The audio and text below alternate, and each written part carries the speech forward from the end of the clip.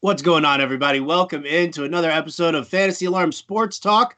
I'm your host, Howard Bender. With me today, Jen Piacenti. Jen, our one-on-one time is always so limited now over the I last couple of know. weeks. It's been getting a little crazy. It's good to have you back here again. Thanks. It's fun to be here. We did have some fun on the radio last week. That was a blast. That was a great Yeah. show. It really Yeah. was a We had good fun. show. Nice. Well, we got a lot going on right now. I think, I mean, it's really, I getting to the point now where I'm wondering if I should just I don't know, man. Just pack it in and just crumple up the season for MLB. Focus on football. I mean, this is crazy. So here you go. So spring training for me, I've never felt so Connected. disconnected, Yeah, I agree. and it blows me away. Everything that we're seeing, news reports. It's this guy's got COVID. This guy's sitting out. Mm. The A's are wearing masks that look like Mike Fire's, facial hair. I'm like, that's the story that we're getting. We're not getting reports like we're supposed to be getting. We get a fluff video of some double A Tigers outfielder who made a really nice catch. And I mean, how are you handling like all of this coming through? I mean, I know that you, isn't the Gotham League doing a redraft? We are. Well, we're not doing a redraft. We're doing our draft. We actually never did our draft. We canceled. So it Okay. will be our first draft. And of course, all of these, and I know you guys that are commissioners especially have questions like, how do you do this? It's half the injury free fee of usual. Obviously, it's only a 60-game season. So we're doing it. It's auction style. We're doing it online. And we're doing it, I believe, the 21st of July. So as close to start as possible, because I really think that's the only way you can do this. We don't have any idea who's going to be playing, who could get sick between now and then. It gives you the most insurance. I'm sort of excited just because it's hanging out with friends and stuff, but it's also frustrating. And I realize that I should be looking at what's going on in spring training and being more interested. But the fact is, I feel like baseball had their moment, and I've already kind of moved on mentally to NFL. So it's not as exciting to me. It's not as interesting to me. Obviously, I'm still going to try to win. Mhm. And I love baseball, but yeah, I'm kind of, I'm having so much fun with the Scott Fishbowl right now. Right. Yeah, exactly. Trying to Like, get my football's Care Bears entertaining. avatar. Yeah. And apparently I'm in this. Oh, guys, I'm in the fantasy football battle of the sexes. Very simple tournament. It's like a best ball. We just run 5 players for the whole season. But there's a poll right now on my Twitter page. Be sure you vote for me to win, because I'm going to win that. Vote for Jen. Well, tell me about. Well, you know what? All right, before you tell me more about this, because now I'm super curious. Um, when you're going into your auction for baseball, like how are Yeah. you? I mean, this guy's got COVID, that guy's Right. sitting out. Like, how are you? I mean, where are you setting up like your auction values? Are you just Mm-hmm. saying, you know what? I'm just gonna kind of proportion the players the same way that I usually do. I think basically yes, but I'm going to maybe give a little more value to players that I think can help me across 5 categories, because if those hit, I'm going to have a more solid floor. And I'm not going to put a lot of value on specialists, because if they miss out on that one category, like they're worth nothing to me. Or if they get sick, I've really wasted a spot. So I'm trying to do that. Maybe just slightly changing it around and then working the waiver wire for specialists if I think. But like, if you're drafting a guy that what he does is steal and he happens to not steal, I mean, 1 or 2 bags makes a big difference when it's Right. only 60 games. So I'm not putting any money there. And we'll just see what happens. Pitching, obviously, I'm changing. I think we talked about that a little bit. Hmm. I am looking more towards strikeouts per 9.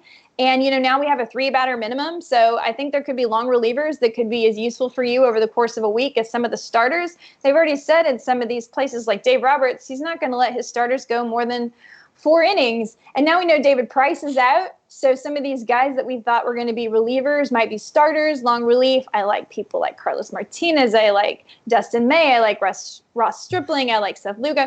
So I'm changing my money around, I'm not spending a lot of money on aces. And I know some people are. And I think they're both valid strategies, and we don't know what's going to be what. But I'd rather spend my money a little more evenly this year, because I'd rather diversify the risk. Yeah, I mean, listen, I'm looking at the leagues that I'm in right now that have drafted that aren't going to do any kind of a redraft at all. and waivers opens up soon, and I'm Right. like, what the hell am I doing here? Like, I mean, Yeah, that's like, am I gonna I cut like a know. couple of guys now to pick up a bunch of middle relievers? I mean, Right. is that the strategy for this first waiver period where now all of a sudden it's like I've got all my fab. How much of a percentage of it am I gonna do just to Right. retool this first week?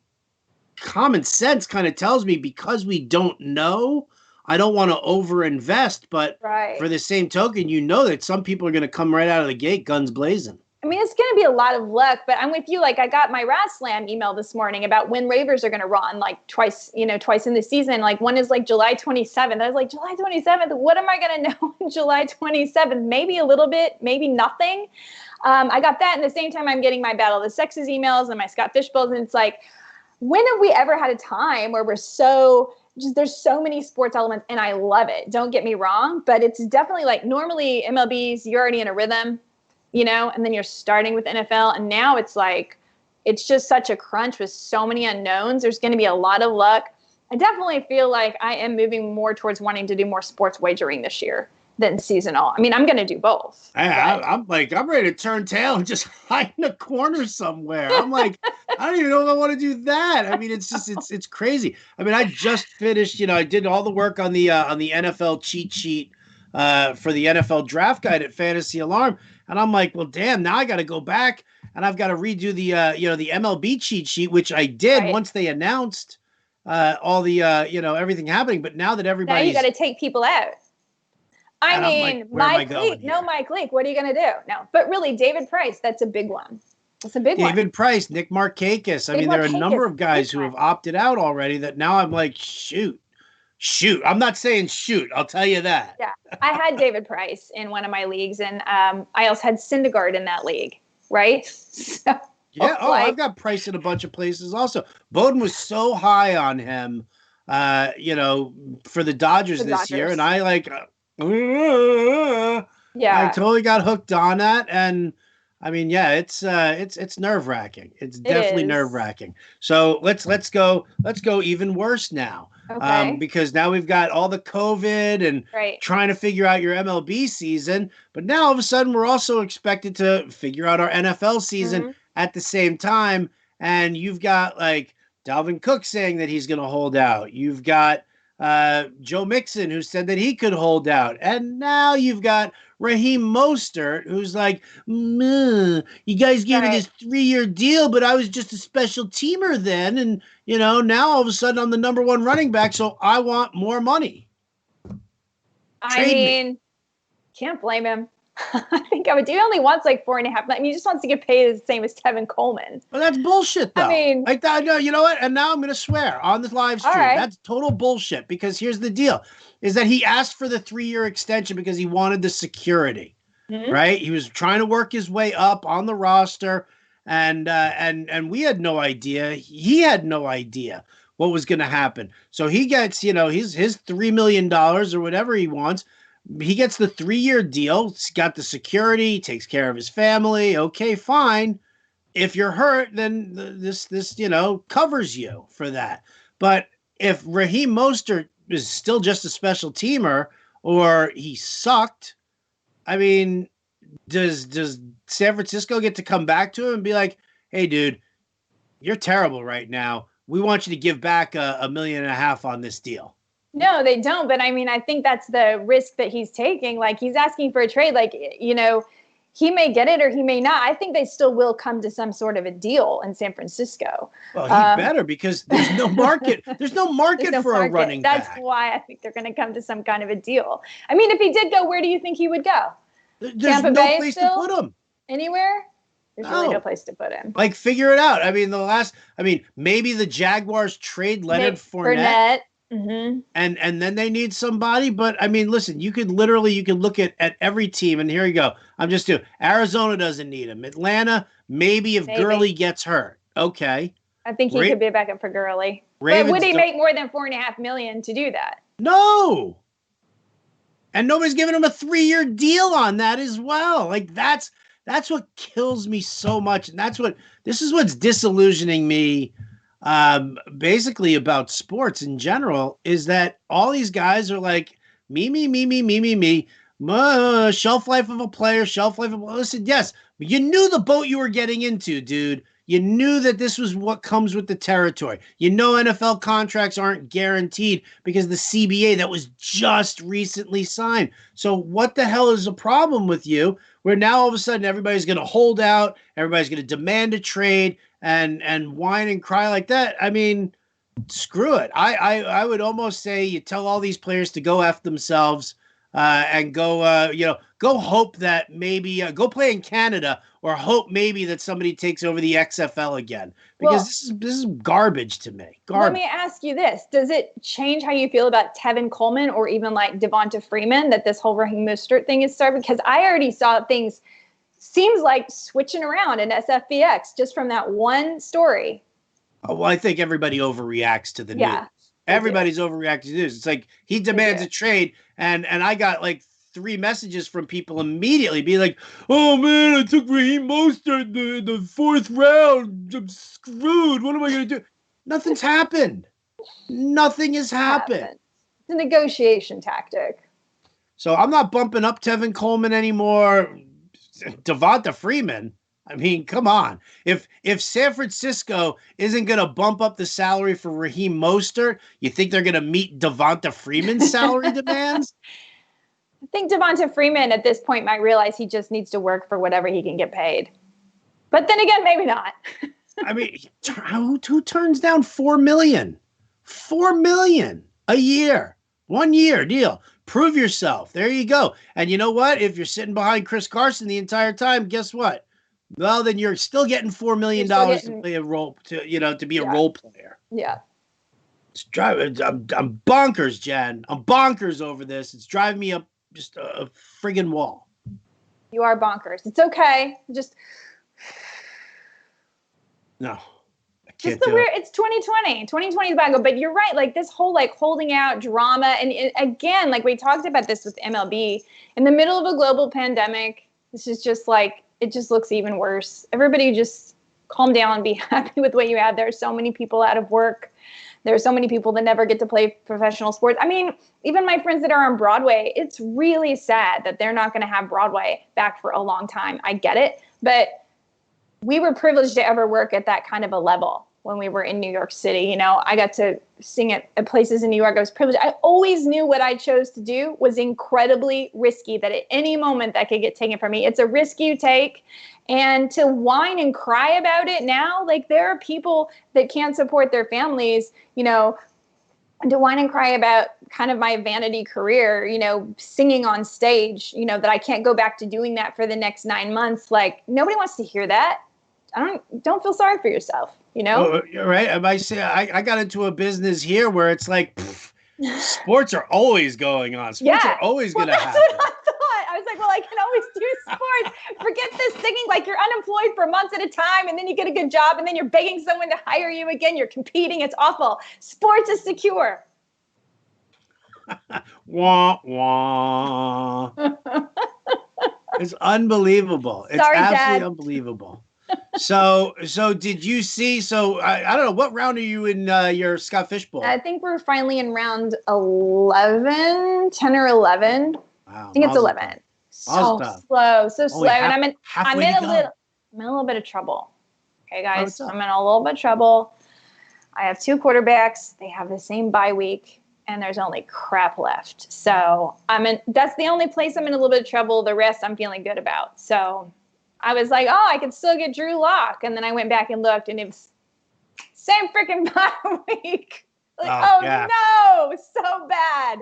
So and because you can't do trades. If we could do trades, I wouldn't feel so nervous about it. I would just take Drew Lock and work it out later. But you can't do trades in this league. So that's the thing.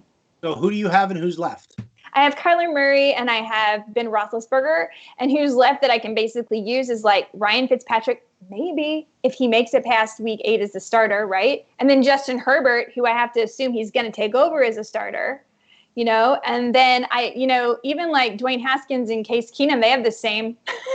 Like I'm really screwed here. I can maybe go Nick. I can't remember. So if you're in the Care Bears and you're watching this, maybe just cut me a break here or pretend you didn't hear this, because I'm going to have to take one of those lame quarterbacks next round, or I don't know. or maybe I just forget about it and don't worry. No, listen, for when I had to grab a third quarterback, and I mean it was bleak. I was sitting there. How about this? I was like, I guess it was round 7, and I had just massive quarterback runs had gone on, and I had just taken back to back Baker Mayfield and Ben Roethlisberger, and so 7th round was starting, and I'm like, do I just take my third quarterback right now while there are names on the board and I can enjoy that, or do I run the risk that maybe a tight end run happens and I don't get my guy? And I'm stuck with like crap at tight end in a tight end premium league. Right. So I took Hayden Hurst. Mm-hmm. Right. Nice. And then proceeded to watch 4 quarterbacks go off the board in the next 5 picks. Yeah. And I'm so bummed I missed on my Ryan Tannehill. I'm still happy with Ben, but now I'm like, am I going to have to use 2 picks to essentially handcuff Tyrod Taylor and Justin Herbert? Or what am I going to do here? Like, that's what I did with Nick Foles and Mitch Trubisky. Okay. And that may be what I have to do. I feel dirty. I feel filthy. Yeah, I do too, because I want some more running back depth. There's all these rookies I want to try to guess on later, and I need to get Tony Pollard because I have Zeke. Maybe I need to get Carlos Hyde because I have Chris Carson. What do I do, friends? But this is part of the fun. So I do like my 2 tight ends. I've been getting a little bit of crap for it, but I took Darren Waller and Tyler Higbee. A lot of people don't believe in Tyler Higbee, but I think it was still a good pick in the 8th round. Who's been crapping on you with Tyler Higbee? I can't remember who it was. Somebody told me. John and Pemba? No, it wasn't. Andrew Cooper? No, probably. He probably knows a lot more than I do about the tight end. I took Tyler Higbee, and then I took Sony Michel, and in the 9th. And I get that that's kind of an iffy pick, but the thing is, like, look, Cam Newton doesn't know the system yet. Jared Stidham, who knows? Sony Michel does, and I think this is a boomer bust kind of pick. And in the 9th round, I feel like that was worth it. Don't usually like rostering Patriots, but I just thought, why not? Listen, sometimes you just gotta end up dealing with it. I was talking to somebody who's they opened up a big chat room for everybody who had the 2nd pick overall. And so everybody's just kind of been sharing information and just, how are you going about it? What's your strategy? So somebody actually turned and asked me, and she was like, this is just a terrible situation that I'm in right now. And the top players are, all gone, and it's all this, crap. And I feel bad that I missed out on this wide receiver and blah, blah. I was like, listen, you got to sit there and you just look at it and say, forget ADP, forget anything that, whatever.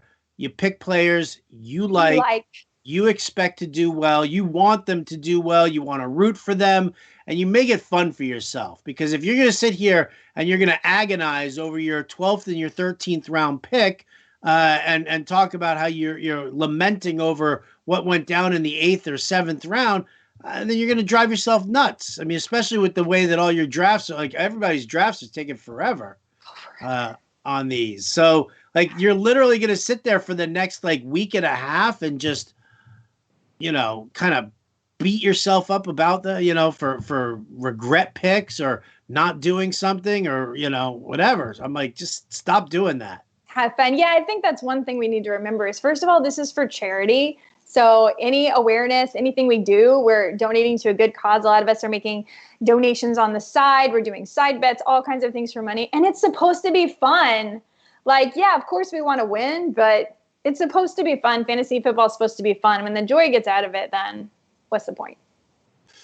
Well, exactly. What is the point then? If you're not having fun, then don't do it. I'm going to be honest. I'm not going to have fun during baseball season this year. I'm not sure I am either. If it wasn't for my job, I would just say, screw it. I'm like, am I really going to worry about the Tout Wars standings right now? Or, who's on the wire in my NL only MLB team for labor? Like NL only? I even know who's on that team. Who's on that team? I hope it's not Nick Markakis. Oh, I'm sure it is. Nick Markakis, David Price. Like, I gotta, and Tout is AL only there. So I'm like, I don't know what the hell I'm doing on that one either. Let's see. Anybody opt out from? Oh, this team is. Well, Scott Kingery's got the COVID. He's dead. Starling Marte lost a child. I Uh, don't know what his his wife. mindset's going to be. Yeah, Um, I'm worried about that ugh, too. ugh. Oh, Hector Neris, he's got the COVID. Son of a bee sting.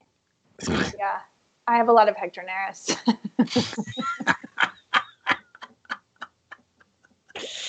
Yeah, and now they're talking about just to jump over to NFL for a second. JJ Watt's now saying if they require them to wear face coverings, he's not going to play. He's going to sit out the season because once he wore a visor, he absolutely hated it. It got in the way of how he played, and he's not going to play. So there's so many more things that could still potentially come up. Even into NFL right now, we're kind of living in this bubble of happiness of like, NFL's happening, and I do think NFL will happen, but I mean, once the Ivy League cancels their college season, that's big. That tips the scales, right? Tip the scales a little bit. If Harvard's not going to be running them out there, I'm a little concerned. But really, there's a lot of things that could still happen between now and then. So I'm happily living in my Scott Fishbowl bubble that we're going to have a full season, and Week 13 is really going to be the playoffs and all that. But there's still the possibility that a lot of this could change. A lot of things that we're drafting now, are just, again, if you lament over a 7th or 8th round pick and then Christian McCaffrey ends up with COVID and out for a month, then what's the difference? Right? How's all that? Wouldn't it be a hoot if Josh Allen got the COVID and Matt Barkley led the Bills to the AFC East title? By the way, the guy that drafted Matt Barkley, I challenge you to go draft a player named Jonathan Martin. I was reading up about him in a Sports Illustrated article. Yeah. Apparently, he was excellent in college, and Philip Rivers is definitely going to target him. Please go find Jonathan Martin and run that guy out there. Now, have you? One of the things I didn't do at the Scott Fishbowl was look at the player pool. Scott sneaked some guys in there that don't normally belong. Really? Oh, I think last year Scott Fish put himself in the player pool. That's hysterical. And so with him giving out different prizes to different people, that's why. I looked at the that Roto Grinders app that has all the Scott Fishbowl stuff. All of a sudden now I see multiple owners of Matt Barkley. And it's oh, okay. So why'd you do it? Because now all of a sudden Scott's going to probably give away some sort of a prize that comes with that. I would take a look through the player pool and see. I don't even know if I can access the draft room. Maybe you can't anymore because you're done. See. Can I? I actually did see the Matt Barkley, and I thought to myself before this happened, oh gosh, it would be so easy because I was trying to do it on my iPad and it's hard to navigate. And I was like, oh my God. And I was setting my queue and I almost picked Matt Barkley, and I saw myself and I thought whoa, that would be really easy to do if you're on a silly iPad or phone and you're not organized. And then it happened. So, yeah. It does. It does. It happens. So who else is in your division at Scott Fishbowl? Who else who are you competing against here? Sammy Reed, Jacob Gibbs, a few fans, some people I don't know. It's actually a lot of people I don't know. So it's kind of fun. One interesting thing is even though they're pros, a lot of them, if they get sniped, they'll literally write in our chat, oh, sorry, I was really planning on that. I need to take some time and think now. And I'm like, really? For me, I have my queue. And in fact, to be honest, that Sony Michel pick, I didn't have to actively make it. What I did is I made my board, who I value, and I put them all in order. And I was like, whatever happens here, this is the order you take them in. And I ended up with Sony Michel because that's where I thought he would fall. And that's just how I play. I try to keep people in queue as much as possible. And I just force myself to stay to it. And I only do it 1 or 2 rounds ahead so that I can, retool. But yeah, so that's what's been taking so long. So to be like, oh no, I got sniped on Mecole Hardman. I really have to think now, guys. And it'll be 6 hours later. And I'm like, it took you 6 hours? Well, that's that's one of the things that's going on right now with Scott Fishbowl that I think is it's kind of tough. I mean, and I'll name names. I don't even care. I don't care about naming names, but the battle between Andy Singleton versus Britt Devine. Yeah, so what is that? Tell me the gossip because I saw There's no gossip. So basically what happened was Andy sent a message. It was 10:30 at night Mhm. on the East Coast, and Anthony sent a message. Andy sent a message saying, hey, you're on the clock, and Britt responded with, we're done for the night. I'll make my pick in the morning. Okay. Right. So Andy like flipped out about that and got all defensive and pissed off about it because why what do you mean we're done for the night kind of thing. And I think Andy just took it a little bit too sensitively, Uh-huh. which is really what's going on everywhere in our country right now given the Yeah. situation. But True. he's doing that and he's like calling out Britt for being a dick apparently. And all I'm thinking is it's 10:30 at night. The dude He's lives home with on his Brit. family. The dude lives And on the East Coast. Maybe he's with his family. If he doesn't right. have a family, maybe he's got a girlfriend, boyfriend. I don't Right. care what it is. But if he's like settled in and he's watching a movie and he knows that the clock is shut down and he can make his pick in the morning, well, then give the guy a break and let him do that. When he says we're done for the night, he's not being an asshole about it, saying, oh, no way, dude, I'm not making my pick. We're done. Forget this. Like that's not what the case is, and Yeah. Andy flipped out about it, I get and I it. think that drama that went back and forth is ridiculous. On the other side of the fence, though, I've heard from a number of people that established industry people Or are timing just out. no. Well, I mean, I've heard there are people who are timing out, but there are also people. Here's my thing, and you know what? I'm previewing basically a penalty flag that I'm throwing tonight on the Fantasy Alarm Show. So might as well just throw it out here as well, and just say it that Scott Fishbowl is about a community, and it's about being with people who are not only looking to be a part of charity and help out a great cause, but they're also looking to young up and comers are looking to yeah. network. Yeah. Fans are looking to like meet and talk to their favorite experts, things like that. Yeah. And I've heard from a number of people that there are a lot of industry folk who are unapproachable, who ignore chat messages or DMs or anything like that. And I think it's ridiculous. Like I if do you're too. gonna if you're gonna play in this league, you have to understand what this league is all about, and it's about the community, not something that you can just throw on your resume and say, "Oh, see how altruistic I am? I play for charity. Like Right. I dedicate all my time. I don't have time to answer, or stay in touch and comment on a 150 person chat room on Right. Twitter. I had to mute Yeah. my notifications I do there. too. But when somebody specifically tags me, I immediately, and I see it, I check in.